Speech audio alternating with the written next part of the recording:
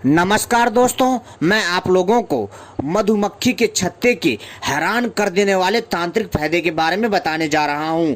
आप लोगों को यह जानकारी बहुत कम लोगों ने दी होगी, शायद कईयों को तो पता भी नहीं होगी। तो दोस्तों चलिए मैं आपको बताता हूं मधुमक्खी के छत्ते के हैरान कर देने वाले चमत्कारी फायदे, जिसको सुनकर के आप अपने दांतों तले उंगली दबा लेंगे। तो दोस्तों चलिए हम शुरू करते हैं, लेकिन इससे पहले यदि आपने हमारे चैनल को सब्सक्राइब नहीं किया है तो सबसे पहले चैनल को सब्सक्राइब कर लीजिए और घंटी को भी सही प्रकार से दबा लीजिए। साथ ही साथ हमारी वीडियो को भी लाइक करना ना भूलिएगा, क्योंकि हम अपने चैनल के माध्यम से इसी तरह की रहस्यमयी जानकारियां लाते रहते हैं, जो आपके ज्ञान में वृद्धि करता है और आपको रोमांचित करता है तथा आपको कई प्रकार की प्राचीनतम जानकारी प्रदान करता है। तो दोस्तों चलिए हम आपको बताते हैं इस मधुमक्खी के चमत्कारी हैरान कर देने वाले छत्ते के बारे में। दोस्तों मधुमक्खी को तो आपने जरूर देखा होगा, और मधुमक्खी जो होती है बड़े ही मेहनत से अपना छत्ता बनाती है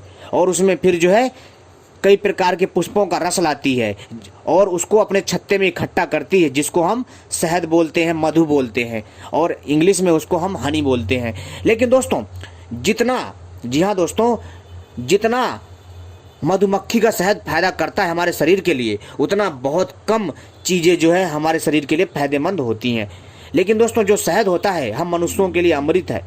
इसमें सारे के सारे पोषक तत्व एवं कई विटामिन, अनेकों प्रकार के पोषक तत्व इसमें भरपूर मात्रा में पाए जाते हैं, जिसको दूध में मिलाकर पीने से मनुष्य का शरीर बहुत ज़्यादा बलवान और उसकी बुद्धि बहुत तीव्र हो जाती है। लेकिन दोस्तों यहाँ पर हम आपको मधुमक्खी के छत्ते के बारे में बताने जा रहे हैं। इस जानकारी को पूरा और आखिरी तक ध्यान से देखिएगा, तभी आपके समझ में आएगा। इसलिए मैं आपसे बार बार कह रहा हूँ, अगर आप मधुमक्खी के छत्ते के चमत्कारी हैरान कर देने वाले तांत्रिक फायदे के बारे में जानना चाहते हैं तो इस वीडियो को पूरा और आखिरी तक देखिएगा, नहीं तो दोस्तों कुछ समझ में नहीं आएगा और फिर आप लोग जो है कमेंट करते हो कि समझ में नहीं आया। जब तक आप पूरी वीडियो नहीं देखोगे ध्यान से, तब तक आपके कुछ समझ में नहीं आएगा।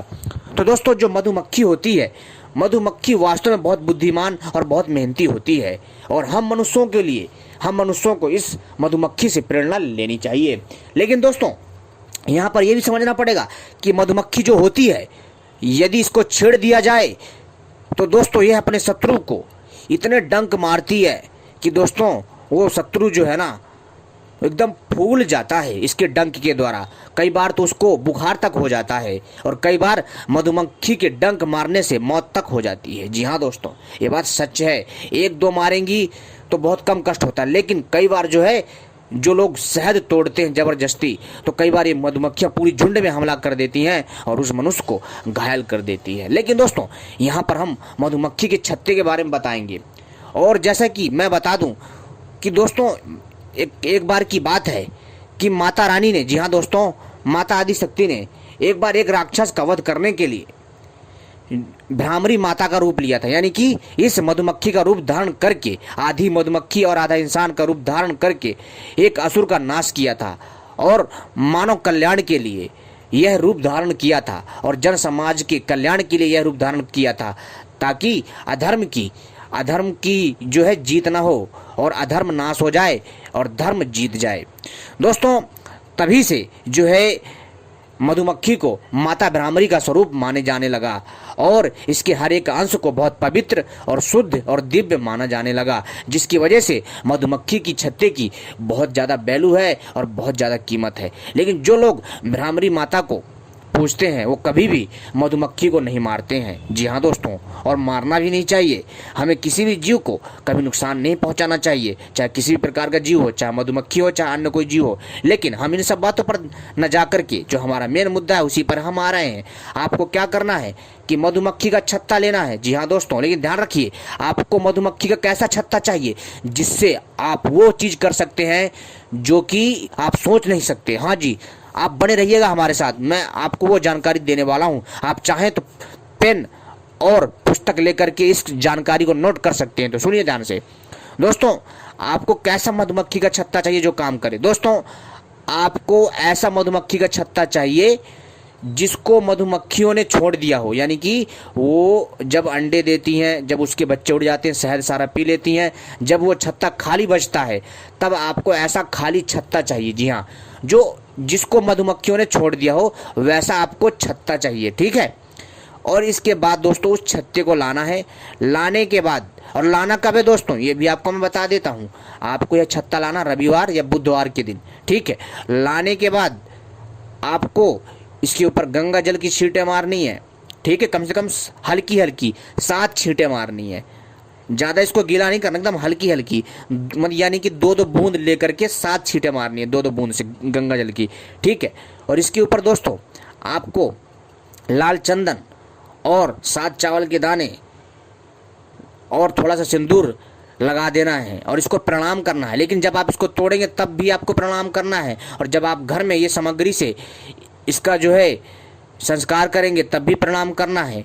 और इसमें माता भ्रामरी का जो है आपको अंश मानना है या उनकी प्रिय वस्तु इसको समझना है। जी हाँ, ये जो छत्ता है माता भ्रामरी का प्रिय वस्तु है, आपको ऐसा परिकल्पना करना है या उसका अंश है ऐसा आपको परिकल्पना करना है। इसके बाद जो उसको प्रणाम करिए। इसको करने के बाद दोस्तों जब आप इसको घर में लाएंगे, लेकिन ध्यान रखिए जब आप इसको घर में ले आएंगे, लेकिन जब आप इसको घर में ले आएंगे तो दोस्तों ये तो कई बार सूखी मिल जाती है, लेकिन कई बार ये सूखी नहीं होती है, तो आप इसको धूप में सुखा करके भी प्रयोग में ला सकते हैं, ठीक है।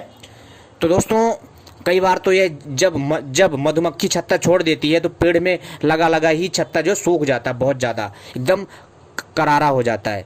लेकिन जब नहीं सूखता है तो हमें इसे सुखाना पड़ता है। सुखाने के बाद तब हम जो है इसको जो है 2-2 बूंद गंगा जल की छींटों से 7 बार छींटे मारते हैं। इसके बाद जो इसमें जो है लाल चंदन और जो है 7 चावल के दाने और सिंदूर लगाना होता है इसमें, और लगाने के बाद इसको प्रणाम करना होता है और माता भ्रामरी का स्वरूप मान करके और उनकी प्रिय वस्तु मान करके इसको प्रणाम करके एक लाल कपड़े में या फिर पीले कपड़े में इसको बांध करके, यानी जी हाँ पुतली टाइप बना करके, जी हाँ दोस्तों आपको क्या करना है, पूरब की दिशा में, जी हाँ पूरब की दिशा की तरफ इसको खोद करके दबा देना है।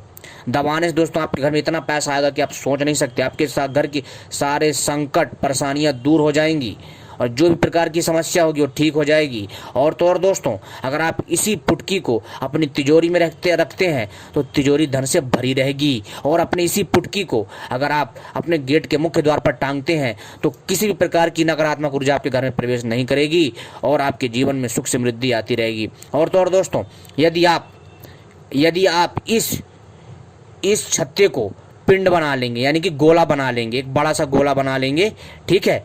यानी कि इसका जो गोला हो कम से कम 100 ग्राम या 200 ग्राम के बराबर हो, एकदम गोल गोल इसको बना लेना है, गेंद जैसा गोल गोल बना लेना, ठीक है। इसको पिंड बोलते हैं। और इसको रख लीजिए, ठीक है, कम से कम जो है इसको रख लीजिए। और रखने के बाद जो है मित्रों इसमें जो है सिंदूर लगा दीजिए, ठीक है, और चावल से तिलक कर दीजिए। इसके बाद इसकी दोस्तों आपको माता भ्रामरी का प्रिय वस्तु मान करके इसको जो है इसकी पूजा करनी है, इसको प्रणाम करना। आप देखेंगे कि आपके घर में ऐसी ऐसी घटनाएं होंगी, आप भी सोचकर हैरान रह जाओगे। आपके घर में एकदम शांति का और दिव्य वातावरण बन जाएगा।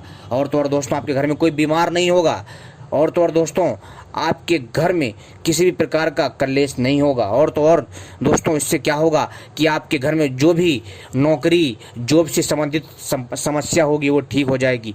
एक बात और दोस्तों, यदि आप मधुमक्खी के छत्ते को जो आपने सुखाया है उसका छोटा सा टुकड़ा ले करके तांबे की तावीज में भर करके पहनते हैं, शुद्ध तांबे की तवीज में भर करके पहनते हैं, तो दोस्तों आपको चमड़ी का रोग नहीं होगा। और तो और दोस्तों आपको माता भ्रामरी की कृपा प्राप्त होगी। साथ ही साथ दोस्तों इसको पहन करके जाने से, इसको तांबे की तवीज में पहन करके जाने से हर जगह आपका मान सम्मान होता है और दोस्तों आप रोगी नहीं बनोगे।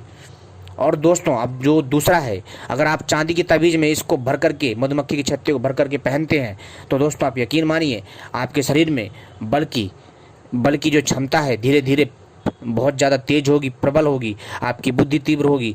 आपके शरीर में कोई भी कीटाणु आने से पहले इसके संपर्क में जैसे ही आएगा वो नष्ट हो जाएगा। जी हाँ दोस्तों, क्या होता है कि जब चांदी और ये छत्ता जब इन दोनों को मिलाया जाता है और जब शरीर से टच होता है दोस्तों, तो दोस्तों एक प्रकार का, जी हाँ दोस्तों कह सकते हो, एक प्रकार का एक ऐसा आयुर्वेदिक गुण पैदा करता है जो आपके शरीर के अंदर एक लेयर बना देता है, एक कवच बना देता है, जो आपको कीटाणुओं से तो बचाता ही बचाता है जहरीले, साथ में आपको नकारात्मक ऊर्जा से भी बचाता है।